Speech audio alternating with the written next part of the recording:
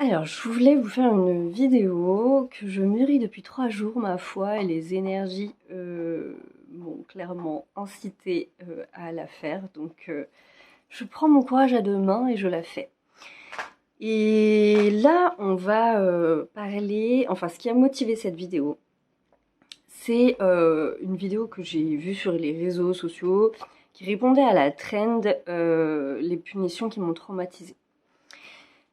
Et cette personne, qui fait partie de tout le courant éducation positive, etc., dit avec une grande fierté au demeurant, qu'elle n'a jamais été punie, que ses parents ne lui ont jamais crié dessus, jamais fait de chantage, qu'il n'y a pas d'enfant facile ou difficile, que c'est pas parce qu'elle était plus facile que c'est qu'au final ses parents n'avaient pas besoin de crier, etc. Et que sa mère ait le bon sens de ne pas travailler pour s'occuper d'eux, parce que voilà, et qu'elle a attendu en gros l'entrée à l'école pour pouvoir travailler à mi-temps, etc. Elle termine sa vidéo en rappelant que les enfants ont des droits et que bah, si on fait nimp, faut appeler le 119. Jusqu'ici, j'ai envie de dire tout va bien. Et puis, je crois que c'est le soir même que je suis tombée sur la dernière vidéo de Charlotte Hoffman. Vous savez, c'est pas la première fois que je vous partage. Je vous ai même incité à la voir cette vidéo en story parce que cette vidéo m'a fait beaucoup de bien. Et c'est pour ça que je fais cette vidéo aujourd'hui. Parce qu'il y a des choses qui me semblent importantes à rappeler. Mais vraiment importantes à rappeler. Et que quand cette personne dit les choses comme ça, alors je fais le choix de ne pas poster la vidéo. Parce que notre société, elle se prête au lynchage et que je n'aime pas ça. Je n'aimerais pas qu'on me le fasse. Donc je prends le parti de ne pas partager sa vidéo.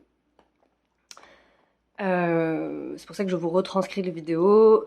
Et puis que j'ai pas envie de cibler une personne, parce qu'en vrai, ce dont je vais vous parler ce soir, je le vois sur plein de comptes.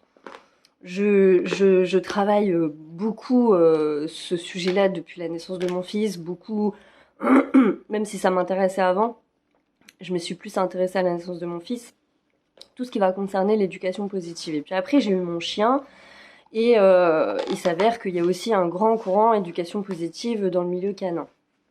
Donc j'ai beaucoup regardé de vidéos sur ces sujets. Et voilà. Et quand cette personne-là dit ça, qui, encore une fois, elle reprend beaucoup de propos, beaucoup de choses que j'entends sur des comptes d'éducation positive ou de spiritualité, plus largement, qui vont toucher à ces sujets-là. Et quand elle termine sa vidéo en disant que ce n'est pas, du coup, elle n'est pas une enfant roi et que elle a de l'empathie, du respect et de la bienveillance, c'est là où je suis un peu choquée.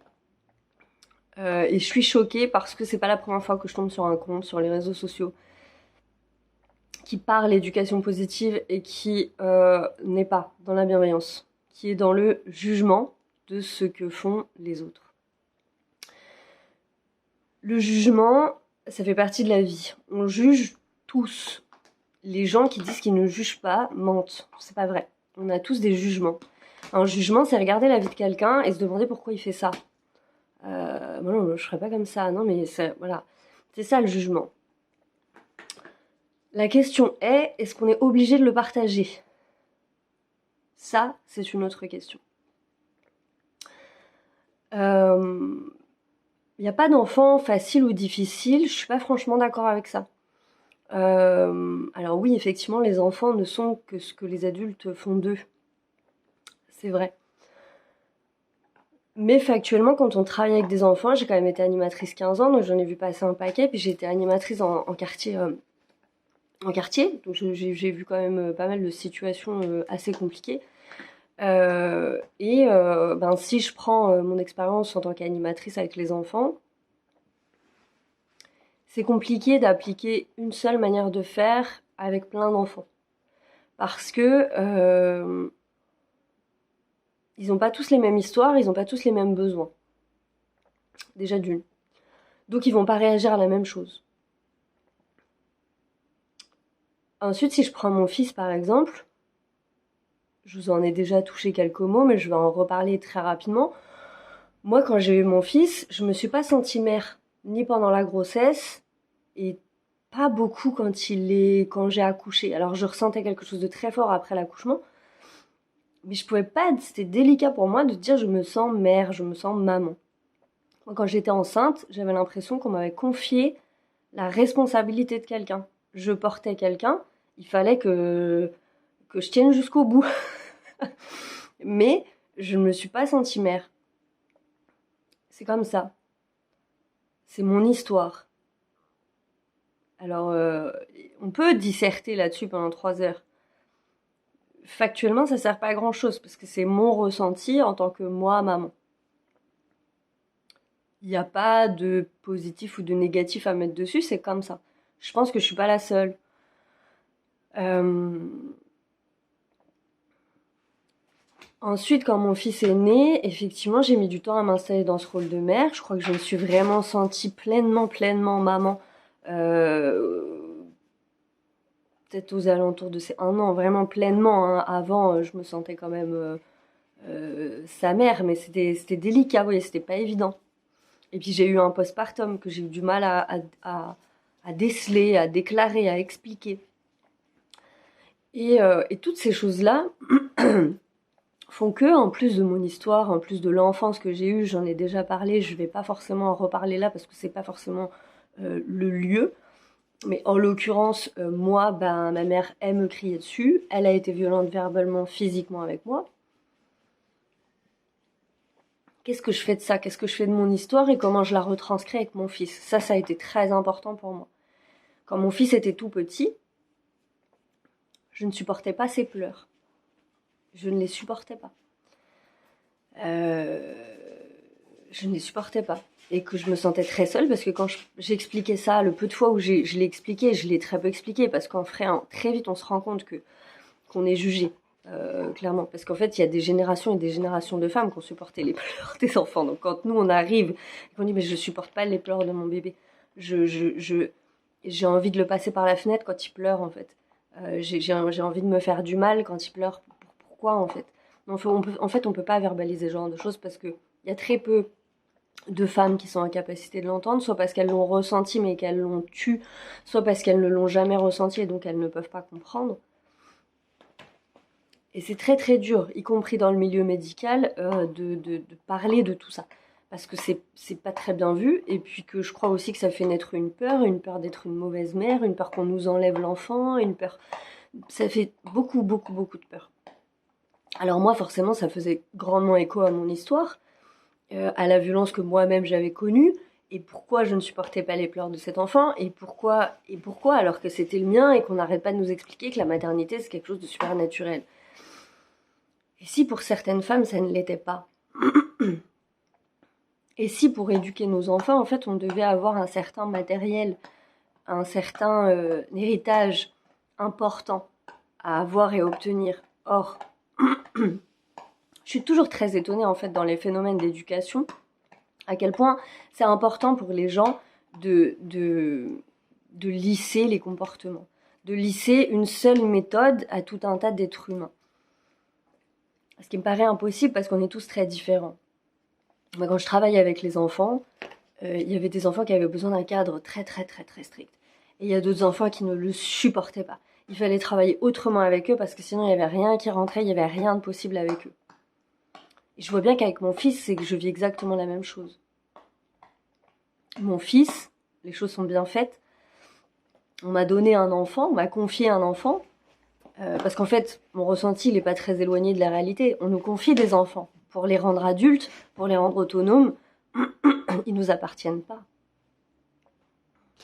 Donc en fait, mon ressenti en tant que femme enceinte, il n'était pas si bête que ça, finalement.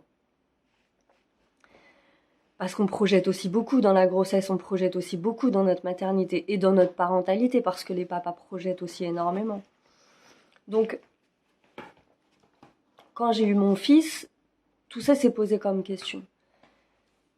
Je me suis mis beaucoup de pression en tant que maman, parce que justement, j'avais pas envie de reproduire certains schémas de violence. Il y a des choses que j'ai réussi à ne pas reproduire. Mon fils vivra jamais la douche froide.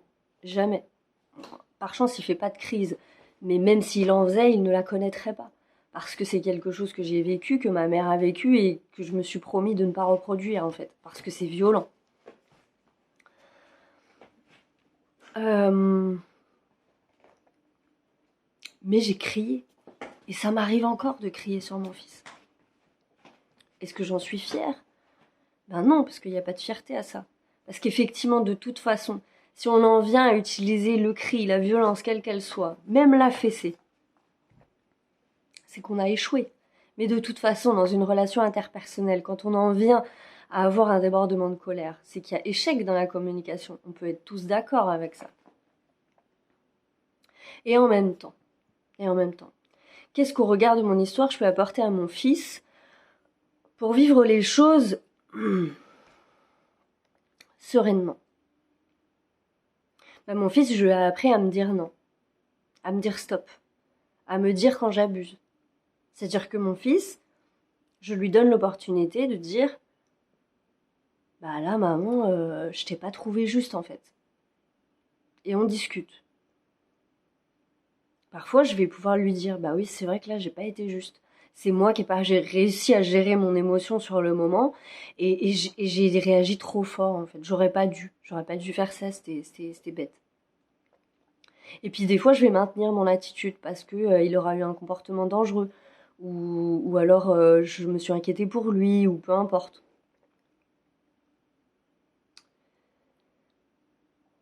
Je trouve, il y a des gens qui parlent très bien éducation positive, hein, il y a des comptes qui sont très bien faits, attention, c'est pas ce que je suis en train de dire, mais pour la majorité des cas, ce que j'observe et ce qui me gêne, c'est que il y a cette notion de jugement qui n'est pas juste, qui est culpabilisante, je trouve, pour la majorité des parents. Idem, j'ai fait un choix. Moi aussi, j'ai fait le choix de m'occuper de mon fils parce que j'estimais que c'était important. Est-ce que tout le monde peut faire ce choix? Malheureusement, non.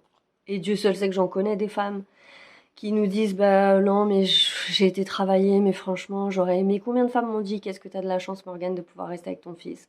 Combien? Faudrait pas oublier qu'on vit dans une société où c'est excessivement difficile de rester avec ses enfants. Donc c'est pas toujours le fait des personnes, c'est le fait d'un collectif qui met une pression de dingue parce qu'il faut aller travailler, parce qu'on ne peut pas rester avec ses enfants s'en occuper. C'est un prisme que la société a pris, qu'on a tous pris collectivement et qu'on subit pour beaucoup.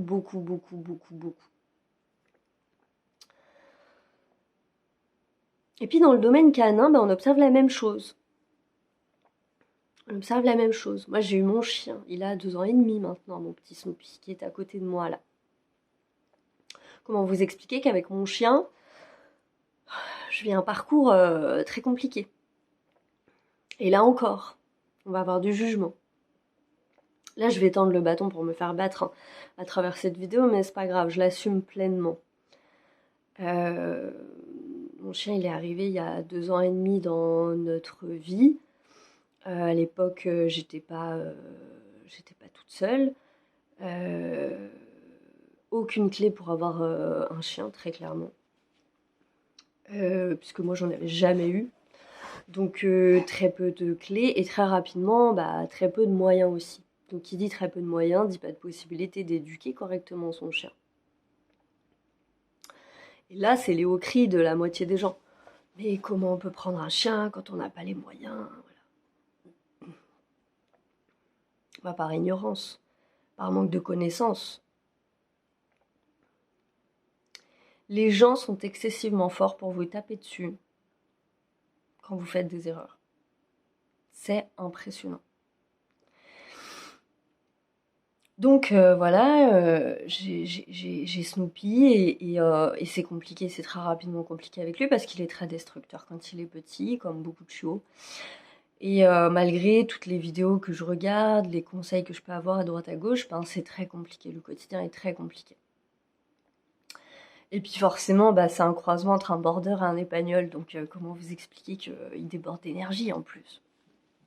Et puis forcément, bah, en me renseignant, je me rends compte que bah ouais, mais un croisement comme ça a beaucoup d'énergie, c'est pas forcément adapté à ma situation, etc., etc. Vous pouvez pas savoir combien depuis 2 ans et demi on me dit de laisser tomber mon chien.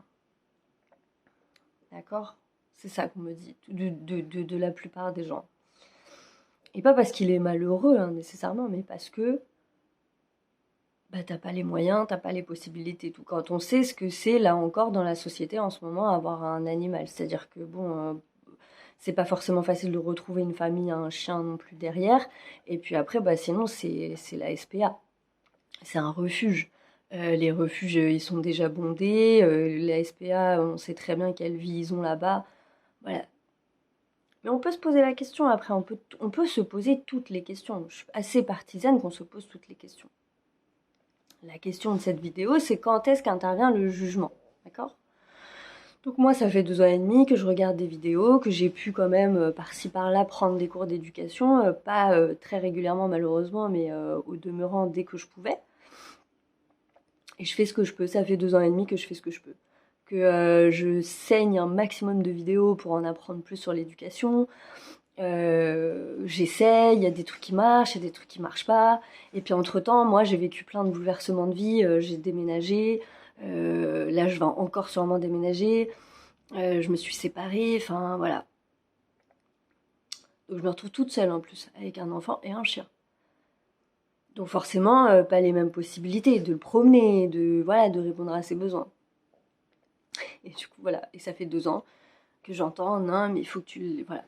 Et en parallèle, moi dans ma médiumnité, parce qu'on va revenir au cœur du sujet, ben, je reçois plein de messages de différents médiums, de différents canaux, par moi-même, où j'entends, mais non, mais Snoop, c'est ton protecteur. Snoop, c'est ton protecteur, faut pas que tu le lâches, en fait.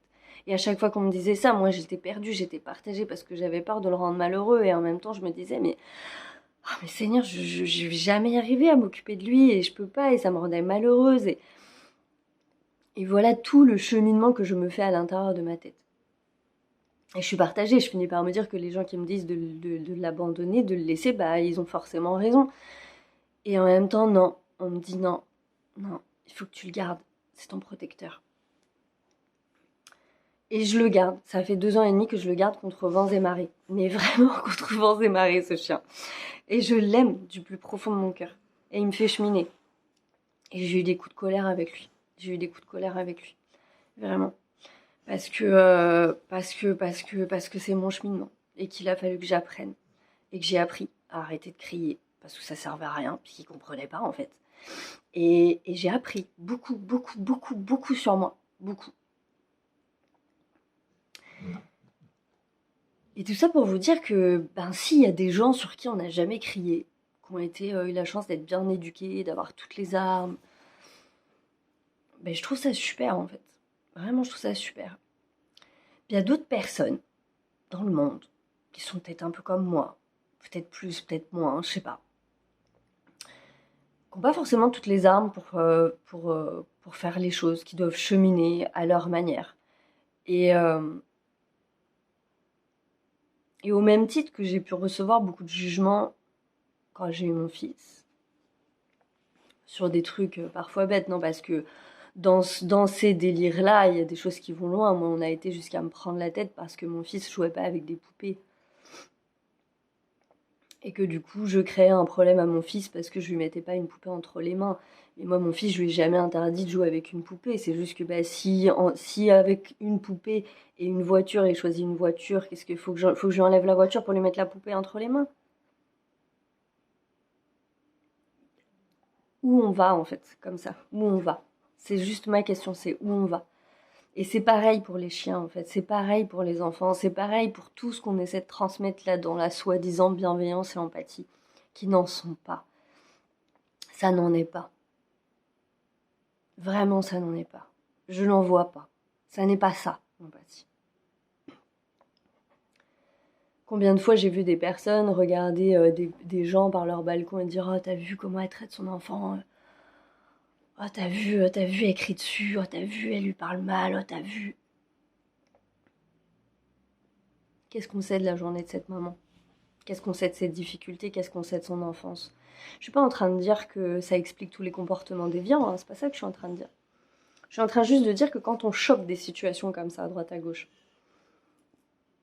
qu'est-ce qu'on sait de la vie des gens? Qu'est-ce qu'on sait vraiment de la vie des gens? Rien, en fait, rien. Donc la question après, c'est est-ce que ce jugement momentané, sur un instant T, là, il va aider la personne? Je ne crois pas.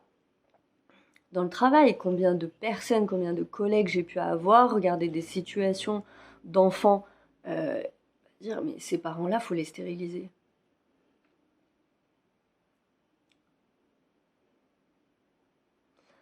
Moi, je suis fascinée par la bonne conscience. Je suis fascinée par cette notion de bonne conscience qu'ont les gens. La majorité des gens, si vous regardez autour de vous, la majorité des gens. On a un toit, on a un travail, on a des enfants, on fait ce qu'il faut, on remplit des cases, on coche des cases. Et on se dit, j'ai tout bien fait. Moi, j'ai vu des parents tout bien faire, avoir des situations, travailler, donner tout à leurs enfants, des cours de musique, des activités extrascolaires. Les enfants sont toujours bien habillés, ont toujours de quoi à manger. Et à l'adolescence, ils déclenchent des problèmes de comportement de fou. Alors qu'est-ce qu'on dit à ces parents-là? Qu'est-ce qu'on leur dit? Qu'est-ce qu'ils ont fait? Qu'est-ce qu'ils n'ont pas fait? C'est quoi être parent exactement? Qu'est-ce qu'on y met derrière? Pour qui? Pourquoi? Comment? Et on regarde les gens et on leur dit quoi? Pourquoi? À quoi servent ces jugements? Quand on est une maman en difficulté, une maman célibataire, ou même pas célibataire d'ailleurs, mais peut-être avec quelqu'un qui nous aide pas, ou au contraire on est deux mais que pourtant on n'y arrive pas, parce que ça existe aussi comme situation en fait. Est-ce qu'on a vraiment besoin du jugement des autres, ou est-ce qu'on a besoin à un moment donné de se sentir compris, de se sentir entendu dans ce qu'on traverse? Alors oui, bien évidemment, il y a tous les autres parents qui sont pas en conscience et qui font n'importe quoi avec leurs enfants. C'est vrai, qui sont dans l'abus, qui ne comprennent pas la valeur d'un enfant. Mais vous croyez vraiment que c'est en leur parlant comme ça qu'ils vont comprendre? Moi, je crois pas. Je crois pas parce que ça va dans l'abus. Quand on regarde la liste des violences éducatives ordinaires, qui est pas une liste stupide, hein, en soi, mais qui est une liste totalement irréalisable. C'est-à-dire que la seule chose que cette liste des violences éducatives ordinaires démontre, c'est qu'on est tous maltraitants, en fait. Pour beaucoup. Parce qu'il faut pas dire non à un enfant, parce qu'il faut pas crier, parce qu'il faut pas faire de chantage, parce qu'il faut pas, il faut pas, il faut pas, il faut pas, il faut pas. Et que franchement, à un moment donné, il faut juste être un petit peu honnête envers soi-même. Moi, j'aime bien les contes qui sont honnêtes, hein, qui sont honnêtes avec les gens. Et c'est très difficile. Et en plus, pardon, hein, mais moi je fais pas partie de ces gens et pourtant j'ai quand même tendance à prôner une éducation plutôt positive. Mais je dis non à mon chien et je dis non à mon fils. Et pareil, c'est assumé en fait. Et j'ai pas l'impression de les traumatiser tous les deux. Je crois pas. Je crois pas parce que là, ça va dans un extrême qui sera certes atteignable, je pense, à un moment donné. Parce que moi, je comprends pourquoi on nous dit de pas dire non. Mais qui n'est pas atteignable pour la majorité des gens aujourd'hui, en fait. En fait, la bienveillance, le non-jugement, l'empathie, faut imaginer que c'est des tendances vers lesquelles on doit tendre. Dans une société parfaite, tout est juste. Effectivement, il n'y a pas de notion de crier, il n'y a pas de notion de violence. Pourquoi? Parce qu'on a compris et qu'on est suffisamment en empathie avec l'autre pour ne pas avoir besoin d'utiliser tous ces moyens. Or, faudrait regarder la société telle qu'elle est. Et la société telle qu'elle est, c'est pas une société de bienveillance. C'est pas une société d'empathie. Et quand on est dans une société qui n'est pas une société de bienveillance et d'empathie, ben on ressent de la colère. Parce qu'on vit de l'injustice. Et toutes ces choses-là doivent s'exprimer. Et ça rejoint la vidéo de Charlotte Hoffman que j'ai pu regarder, passionnante au demeurant, que je vous conseille encore une fois de regarder, même si elle est très longue, on passe 2 heures et on s'amuse beaucoup. Et bien à un moment donné, dans cette société, dans cette vidéo, elle parle très très bien, pardon, du contrôle spirituel. Et le contrôle spirituel, ben, il est aussi beaucoup trop présent et il me gêne exactement au même titre que cette bienveillance, cette empathie soi-disant présente. Où là, du coup, les émotions n'ont plus leur titre. C'est-à-dire que dès qu'on ressent de la colère, on est dans du basse vibration. On n'est plus lumière quand on est en colère. Qui a dit ça? Moi, je veux bien que les gens sur Terre me disent que je suis basse vibration quand je suis en colère ou que je suis plus lumière. Mais bizarrement, c'est pas ce que me disent mes guides, moi. Alors oui, ils vont me dire d'apaiser ma colère. Parce qu'en fait, ils savent que plus je suis en colère et plus je me fais mal à moi-même. Mais là-haut, ils ont moins de jugement pour la colère que l'humanité sur Terre, je vous le dis direct. Hein. C'est juste impressionnant. Eux, quand je suis en colère, ils m'entourent d'amour, ils m'entourent d'empathie et de compassion. Ils me font comprendre leur compassion. Profondément, mais vraiment, très très profondément. Et je voudrais terminer juste avec ça, parce qu'en final, c'est ça qui m'intéresse, moi, de mon point de vue et de ma situation. C'est que c'est intéressant parce que, et je crois que c'est un message qu'ils avaient envie que je transmette en vrai.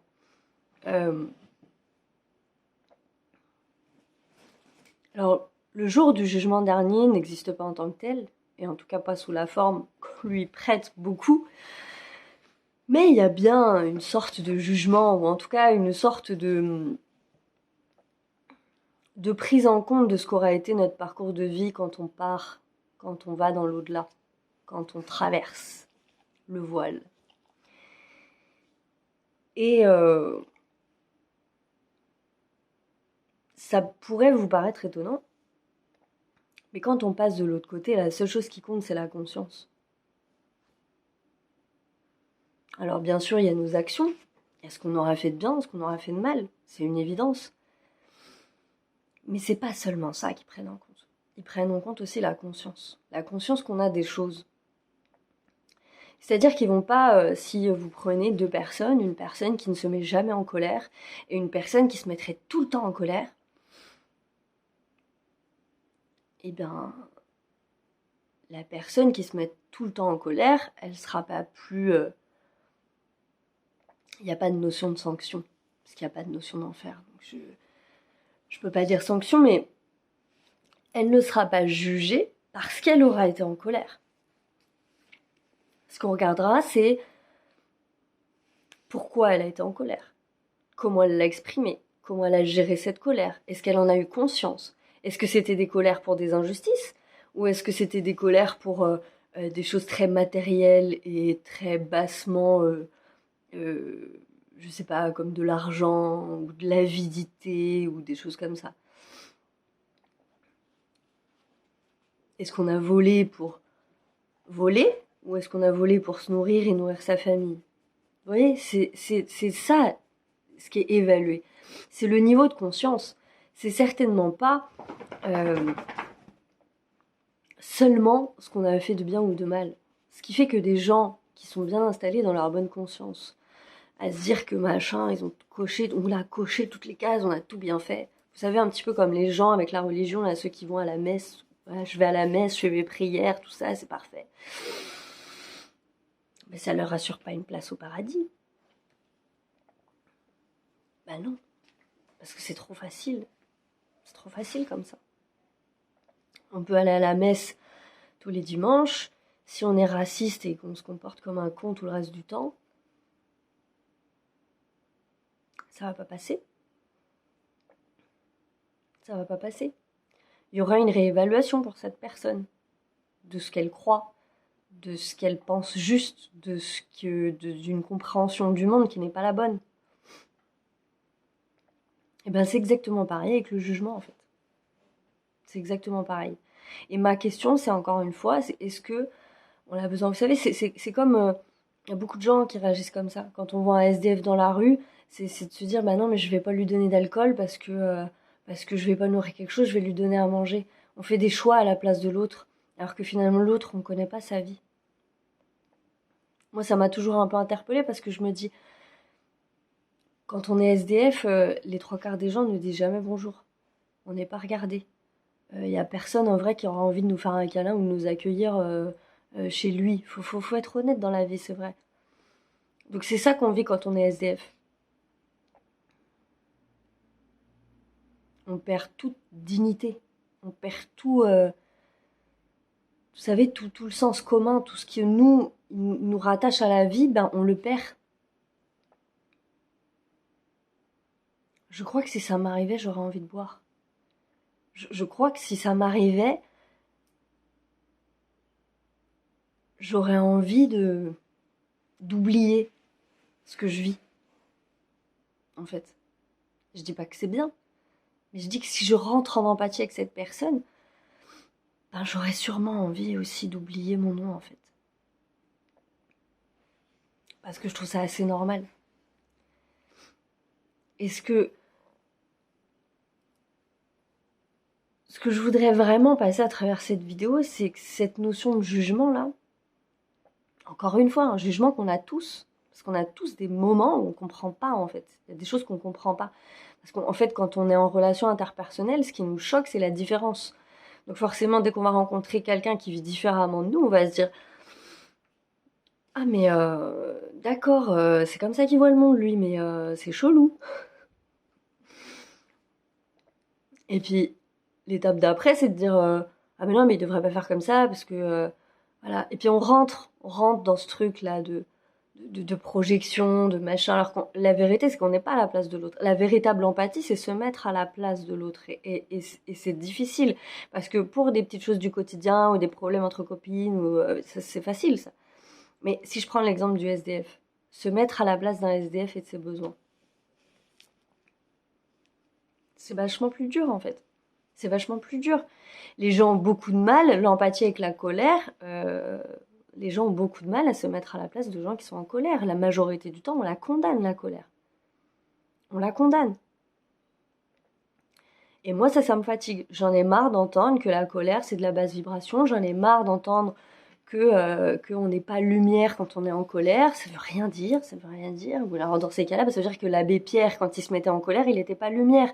Ça n'a aucun sens, en fait. Ça n'a aucun sens. Ça n'a aucun sens. Même Jésus s'est mis en colère. Alors quoi, lui, il n'était pas lumière, lui? Ah non, parce qu'après, il y en a qui vont dire qu'il n'a pas existé, mais c'est fatigant, hein. Je trouve ça fatigant. Et je ne trouve pas ça juste pour les gens, en fait. Je n'ai pas envie d'entendre, et sur ce compte, vous ne l'entendrez jamais, que les émotions sont un problème. Parce que moi, ce que j'ai côtoyé dans ma vie, et que ce que je côtoie encore plus aujourd'hui, c'est des gens qui contiennent leurs émotions en permanence. Alors ils savent plus, en fait. Ils savent plus ce qu'ils ressentent. Ils savent plus ce qu'ils ressentent parce qu'on leur a jamais appris à ressentir. Parce qu'on leur a jamais appris à exprimer. Et ben moi, je crois que le contre-pied là, c'est d'être vrai et authentique. Ça vous fait chier, dites-le. Vous êtes en colère, dites-le. Et après, on communique. De cette colère, on discute et on fait quelque chose. Ça veut pas dire faire du mal aux gens. Ça veut dire qu'à un moment donné, il y a des choses qui doivent être dites et on doit exprimer ce qui nous traverse. Ça veut pas dire rester dedans, ça veut pas dire s'endormir, ça veut pas dire se complaire dans les choses. Pas forcément. Pas forcément. Mais à un moment donné, on a des émotions, on est des humains. Et la seule chose qui est importante, c'est d'être en conscience sur ces émotions. Ah, là, je suis en colère. Ok, elle me traverse. Ouh là, j'ai eu une montée de sang. Là, je viens de réagir. J'ai crié.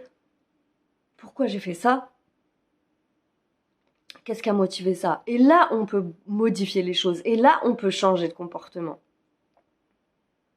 Mais en repoussant une émotion, en se disant non, je ne la ressens pas. Moi, je vois des gens ne jamais se mettre en colère. Mais vous savez, moi, personnellement, les gens qui ne se mettent jamais en colère, ils m'inquiètent. il m'inquiète. Je préfère 1000 fois rencontrer une personne qui se met en colère une fois de temps en temps, parce que moi j'ai l'impression que ça fonctionne normalement à l'intérieur d'elle.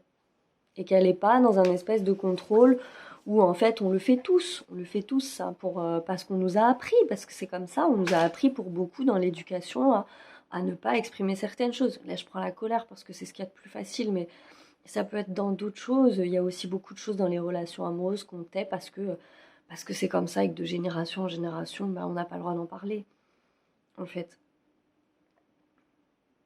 Et c'est de remettre les choses à leur juste place, parce que je crois que c'est important que ça soit à leur juste place. Donc oui, effectivement, faut pas s'endormir dans la colère. Oui, effectivement, il y a des gens qui sont tout le temps dans la colère, et là, ça devient basse vibration.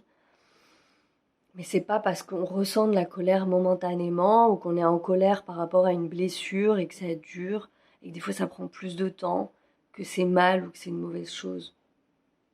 Ou que vous n'êtes pas lumière. On est tous des lumières. On est tous des lumières. Tous. Même le SDF. Tous. Au regard de là-haut, on est tous des lumières. Tous, sans exception. Même le gars que vous détestez, même Macron, on est tous des lumières. Des fois ça fait mal, on se dit lui c'est une lumière, mais ouais. On est tous des lumières.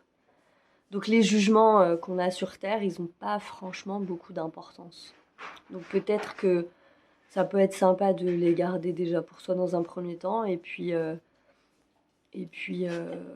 ou alors d'être vraiment dans l'interrogation, et du coup pas dans le jugement. Dire mais en fait j'aimerais comprendre pourquoi tu vis comme ça, pourquoi tu fais ça, ou pourquoi tu ressens ça.